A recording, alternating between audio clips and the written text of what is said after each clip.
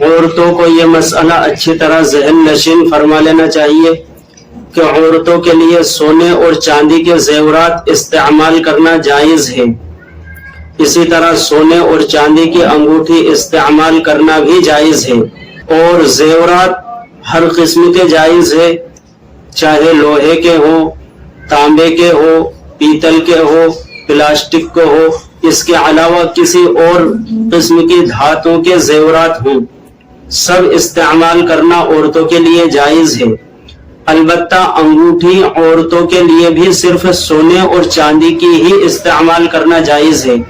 اگر سونے اور چاندی کے علاوہ اور کسی قسم کی انگوٹھی عورتیں استعمال کرتی ہے تو یہ ناجائز اور حرام ہے، اس لیے انگوٹھی عورتوں کے لیے بھی صرف سونے اور چاندی کی ہی استعمال کرنی چاہیے، اس کے علاوہ کسی اور قسم کی دھات کی انگوٹھی عورتوں کو استعمال نہیں کرنا چاہیے۔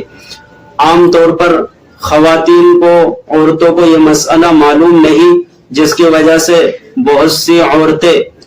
انگوٹھی بھی سونے اور چاندی کے علاوہ جو دیگر دھاتیں ہیں، تانبا ہے، پلاسٹک ہے، لوہا ہے، پیتل ہے، اس طرح کی انگوٹھی استعمال کرتی ہے، لہٰذا اس سے بچنا چاہیے اور انگوٹھی صرف سونے اور چاندی کی ہی استعمال کرنی چاہیے۔ اور مردوں کے لیے سونا اور چاندی کا استعمال جس طرح حرام ہے، اسی طرح دوسری دھاتیں بھی اس کے لیے حرام اور ناجائز ہے۔ البتہ چاندی کی ایک مخصوص قسم کی مقدار، بہت کم مقدار ہے، جس کی انگوٹھی پہننے کی فقہاء نے مردوں کو بھی اجازت دی، یعنی بہت کم مقدار کی چاندی کی انگوٹھی مرد پہن سکتا ہے۔ اس لیے اس مسئلے کو اچھی طرح ذہن نشین فرما لینا چاہیے اور اس مسئلے کو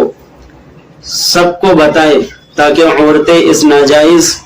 اور حرام کام میں ملوث ہونے سے اپنے آپ کو بچائیں۔ اللہ تعالی ہمیں اس کی توفیق دے۔ السلام علیکم ورحمۃ اللہ۔